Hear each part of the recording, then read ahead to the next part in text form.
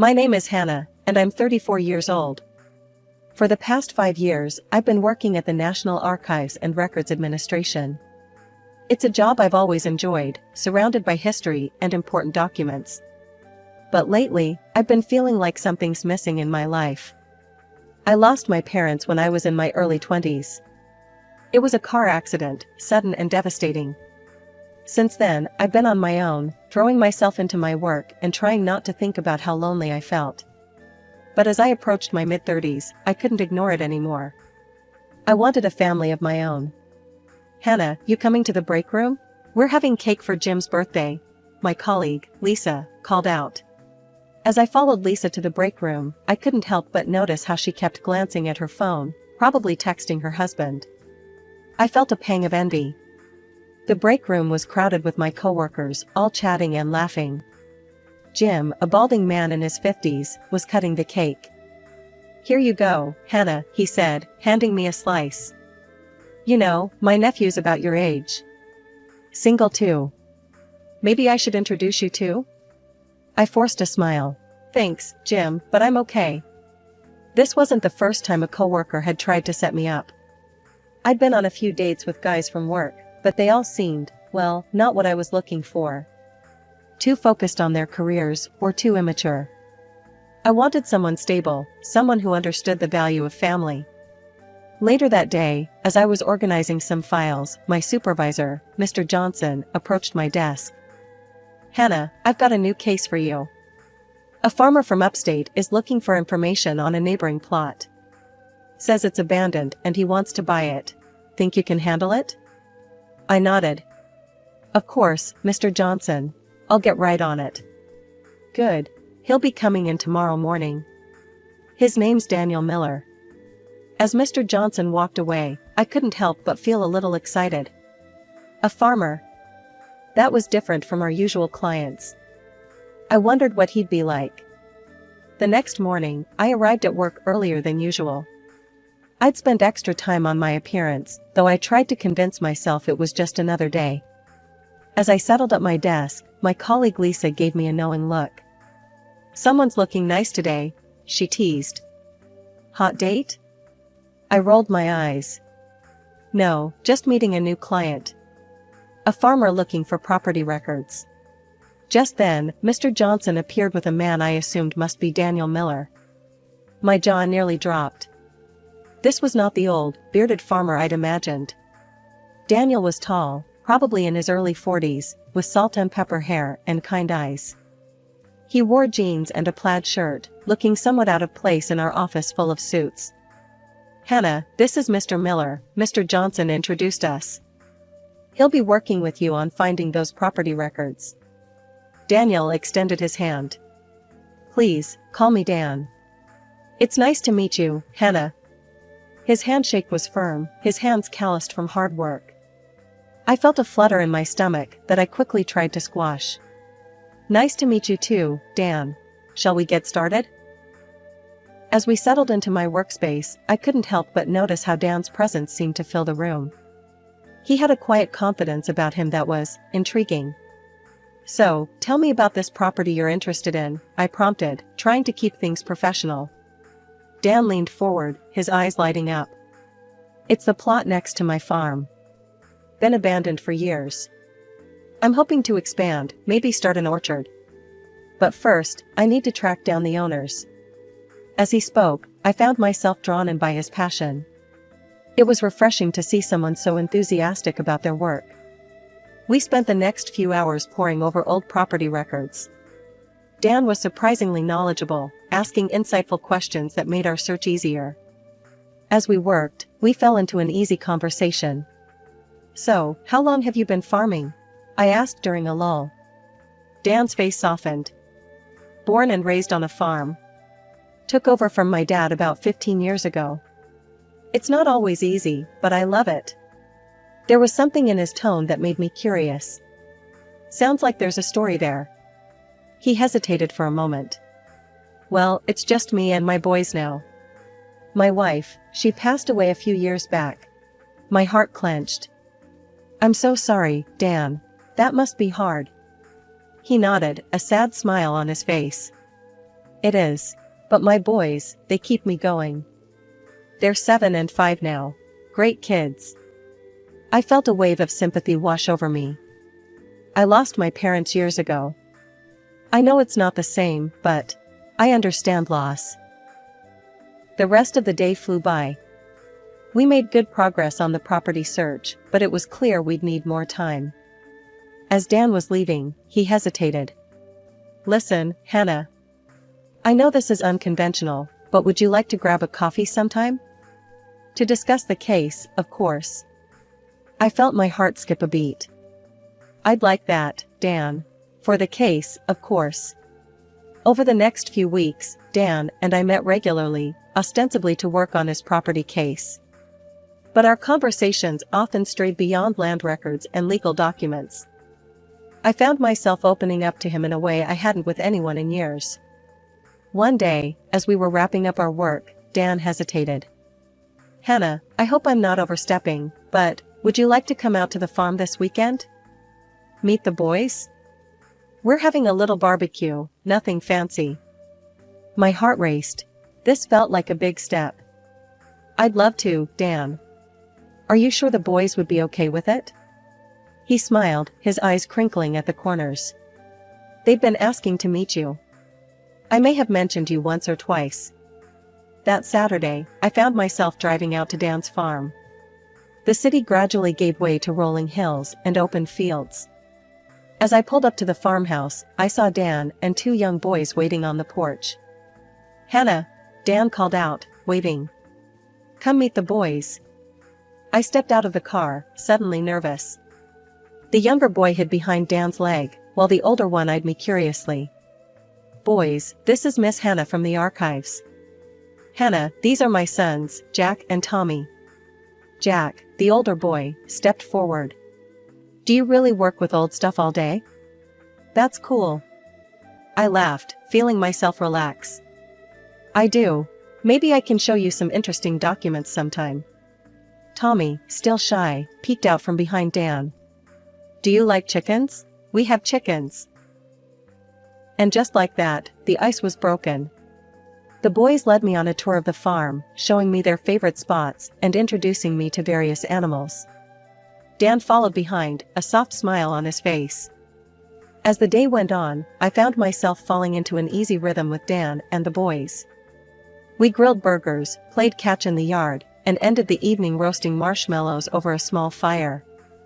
As the boys dozed off on a blanket nearby, Dan and I sat in comfortable silence, watching the stars come out. Thank you for today, I said softly. It's been wonderful. Dan turned to me, his face serious. Hannah, I need to be honest with you. I like you. A lot. And I think you might feel the same. But I need you to understand, the boys and we're a package deal. It's not always easy, being a single dad and a farmer. I took a deep breath, gathering my courage. Dan, I like you too.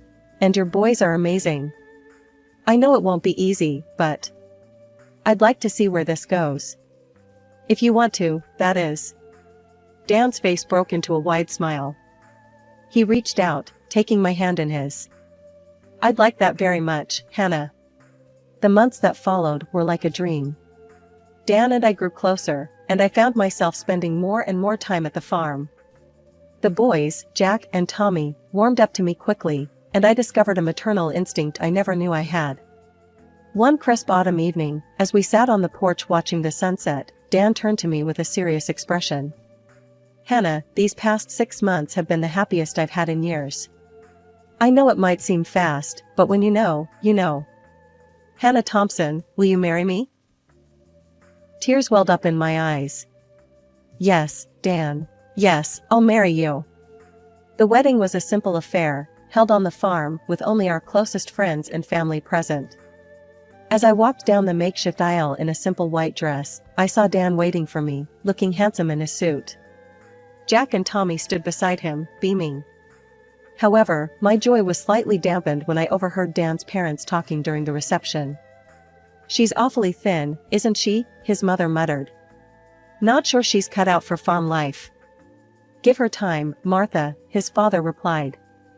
She'll toughen up or she'll break. I tried to shake off their words, focusing instead on the happiness of the day. But a seed of doubt had been planted.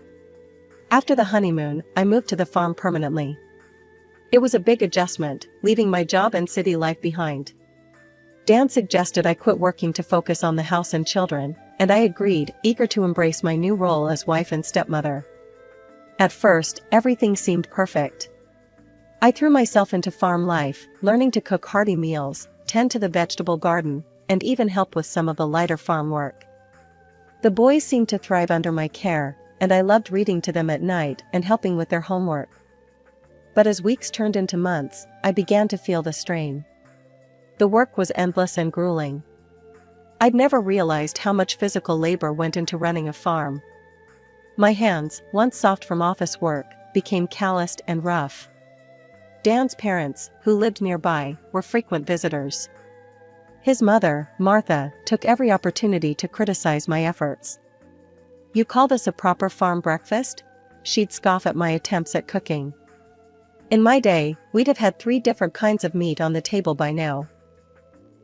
I tried to brush off her comments, but they stung.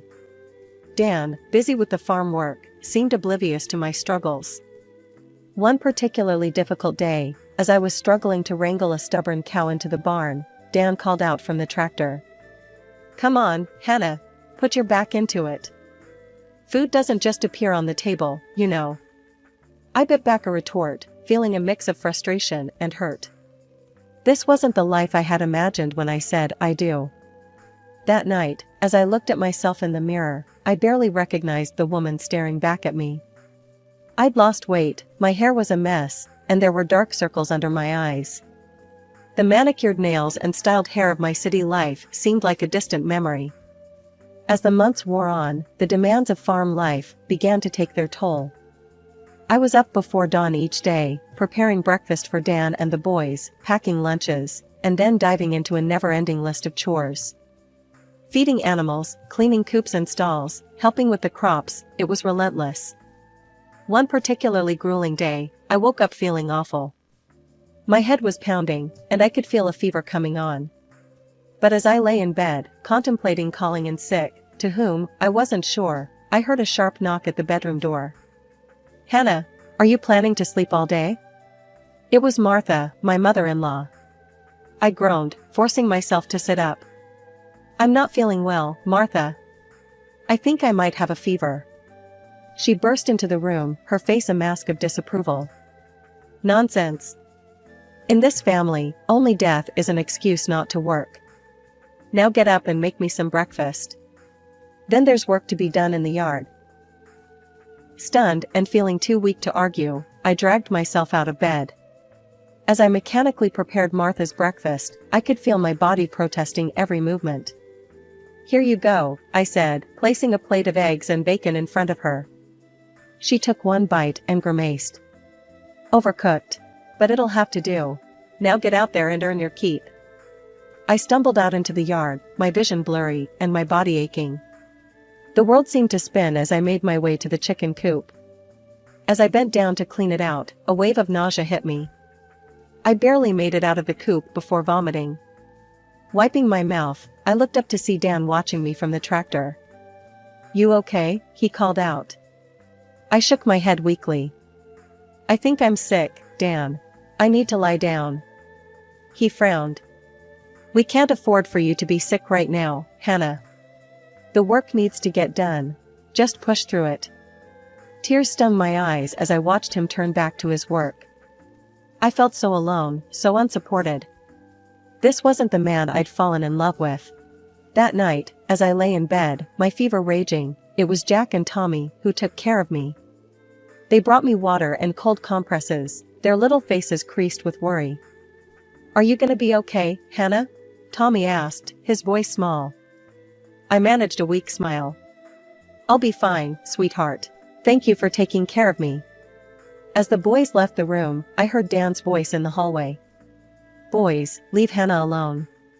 She needs to rest so she can get back to work tomorrow." In that moment, something inside me snapped. This wasn't the life I wanted. This wasn't the family I dreamed of. I needed to make a change. But just as I'd made this resolution, life threw me another curveball. A few weeks later, as I was getting ready for another day of endless chores, a wave of nausea hit me. But this time, it wasn't from illness. With shaking hands, I took a pregnancy test. As I waited for the results, my mind raced. A baby? Now? How could I handle a newborn on top of everything else? When the test showed positive, I felt a mix of joy and terror. I had hoped for some reprieve from the grueling farm work, but my expectations were quickly dashed. If anything, the demands on me seemed to increase.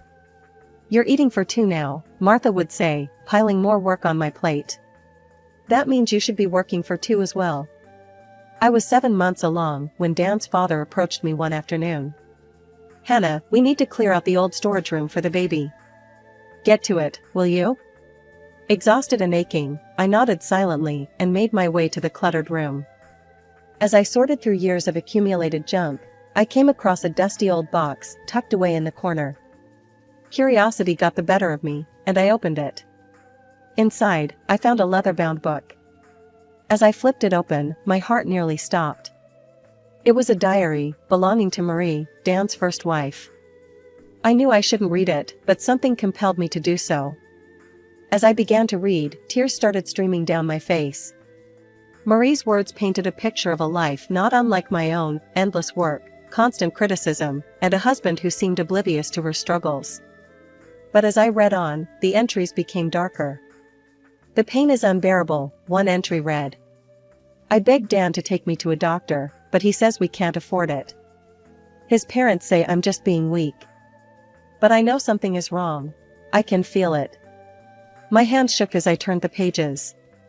The final entry made my blood run cold. "I can't take it anymore.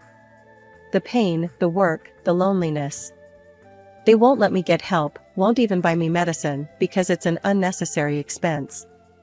I'm sorry, my sweet boys, but I can't go on like this. Dan, your parents, this is on you. I hope you can live with what you've done." I closed the diary, feeling sick to my stomach. This wasn't just a diary, it was a suicide note. Marie hadn't died from an illness as I'd been told.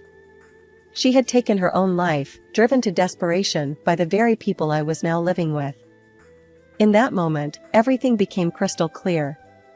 The way Dan and his parents treated me, their callousness towards my health and well-being, it wasn't new. They had done this before, and it had cost a woman her life. I carefully hid the diary in my room, my mind racing. I couldn't let history repeat itself. I couldn't become another Marie. 2 months had passed since I gave birth to my daughter, Emily. The joy of motherhood was overshadowed by the relentless demands of farm life. Night and day blurred together as I struggled to care for a newborn while still tending to Jack and Tommy, cooking meals, cleaning the house, and managing the endless chores that came with the animals. One afternoon, as I was hanging laundry outside, I heard raised voices coming from the barn. Curiosity and concern propelled me forward, and I crept closer to listen. "You killed her," Jack's young voice cracked with emotion. "You and Grandma and Grandpa, you killed Mom." The sharp sound of a slap echoed through the air, followed by Dan's furious voice. "Don't you dare say that again, boy. You think you're so smart, huh? Well, if you're too smart for your own good, maybe you don't need school anymore." My heart raced as I listened, frozen in place. Dan continued his tirade, his voice growing louder. "From now on, you'll work on the farm full-time. You'll earn your keep like the rest of us. You don't need an education to work here. You'll learn what really matters, how to put food on the table." I felt sick to my stomach. Jack was only 9 years old. The thought of him being denied an education, forced to work full-time on the farm, it was unthinkable. The next morning, Dan announced he was leaving for a 3-day farm produce fair with his parents. As soon as their truck disappeared down the driveway, I sprang into action. "Jack, Tommy," I called, my voice surprisingly steady. "Pack a bag with your favorite things. We're going on a trip." As the boys scrambled to pack, I gathered Emily's essentials and a few of our belongings. I retrieved Marie's diary from its hiding place and tucked it safely into my bag. Within an hour, we were in my old car, driving away from the farm. The boys were quiet, sensing the gravity of the situation. Emily slept peacefully in her car seat, oblivious to the turmoil around her. Using my meager savings, I rented a small apartment in the city. It was cramped and nothing like the farmhouse, but it was ours, and it was safe. The next day, I reached out to my old contacts at the archive. They were surprised to hear from me, but eager to help. With their assistance, I managed to track down information about Marie's parents. My hand shook as I dialed the number. A warm, elderly voice answered. "Hello? Mrs. Johnson? This is Hannah. I was married to your son-in-law, Dan." There was a pause, then a sharp intake of breath. "Is everything all right? We've been trying to get in touch with the boys for years. Dan cut us off after we lost her. Please, can we see them?" It turned out the Johnsons lived in a neighboring town. They invited us to visit, eager to reunite with their grandchildren and meet Emily. The moment we arrived at the Johnsons' house, I felt a wave of warmth and acceptance wash over us. Marie's parents, Ellen and Robert, greeted us with open arms and tear-filled eyes. "Oh, look at you all," Ellen exclaimed, hugging Jack and Tommy tightly. "You've grown so much." Robert gently took Emily from my arms, cradling her with the practiced ease of a grandfather. "And this little one, she's beautiful, Hannah." Once we were settled inside, I knew it was time. With shaking hands, I pulled Marie's diary from my bag. "There's something you need to see," I said softly, holding out the diary to Ellen. As they read, their expressions changed from curiosity to horror to grief. Tears streamed down Ellen's face, while Robert's jaw clenched in anger. "We knew something was wrong," Ellen whispered. "But we never imagined, oh, Marie." Just then, my phone rang. It was Dan. I steeled myself and answered. "Where the hell are you?" he growled. "Get back home now, or I'm calling the police." I felt a surge of courage. "No, Dan. I'm not coming back. In fact, I'll be the one contacting the police. Don't call me again." I hung up, my heart racing. Over the next few days, with the Johnsons' support, I set our plan in motion. I contacted Child Protective Services, providing detailed accounts of the abuse and neglect the children had suffered. Then, clutching Marie's diary, I walked into the local police station. The detective listened gravely as I recounted everything: the forced labor, the medical neglect, Marie's suicide. "This is extremely serious," the detective said. "We'll need to investigate thoroughly. Are you willing to press charges?" "Yes," I replied without hesitation. "For all of us." What followed was a whirlwind of activity. Dan and his parents were arrested and brought in for questioning. The farm was searched, and more evidence of abuse was uncovered. The boys were interviewed by child psychologists, bravely recounting their experiences.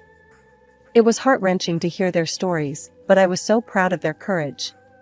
Finally, after months of legal proceedings, we found ourselves in the courtroom for the final verdict.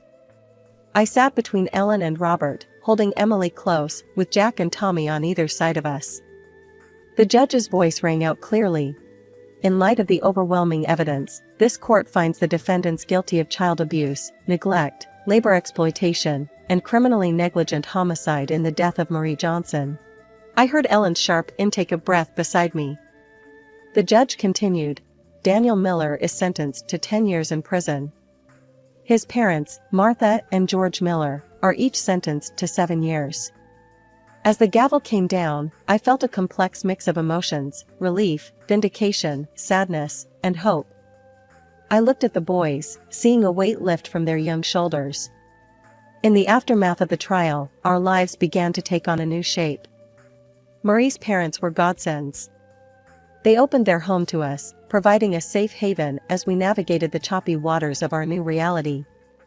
"Your family now, Hannah," Ellen said one evening, as we sat on their porch, watching the kids play in the yard. "We're here for you, whatever you need." Their support was unwavering. They helped with childcare during the seemingly endless court proceedings and meetings with lawyers. Robert would often take Jack and Tommy fishing, giving them a chance to just be kids again. Ellen doted on baby Emily, singing her the same lullabies she once sang to Marie. With their encouragement, I hired a skilled divorce lawyer. The Johnsons insisted on covering the legal fees. The divorce proceedings were mercifully straightforward, given Dan's incarceration. When it was finalized, I was awarded full custody of all 3 children and substantial compensation from Dan's assets. As much as I appreciated the Johnsons' hospitality, I knew it was time for us to stand on our own feet. Using part of the settlement money, I rented a comfortable apartment in the city, close to my old workplace and a well-regarded school. The day I walked back into the National Archives felt like coming home. My colleagues welcomed me with open arms, and my boss was more than accommodating about my need for a flexible schedule. Enrolling the kids in school was a bittersweet moment. Jack and Tommy were excited but nervous, having been out of formal education for so long. Emily started at a nearby daycare. I'll never forget the lump in my throat as I watched them all head off that first morning, their backpacks seeming too big for their small shoulders. Ellen and Robert were frequent visitors, their presence a constant reminder that we weren't alone. They doted on all 3 children equally, showering them with the grandparental love they'd been denied for so long. One Sunday afternoon, as we all sat around the living room after a big family lunch, Robert cleared his throat. "Hannah, Ellen and I have been talking," he began, looking slightly nervous. "We've updated our will. We want you and the kids to be taken care of, no matter what happens." I was stunned. "But I'm not." Ellen reached out and squeezed my hand. "You're our daughter now, Hannah. And those are our grandchildren. We want to make it official." Tears welled up in my eyes as the magnitude of their gesture hit me. This was what family was supposed to be, unconditional love and support. As I looked around the room at the faces of my children and these 2 wonderful people who had embraced us so completely, I felt a sense of peace settle over me.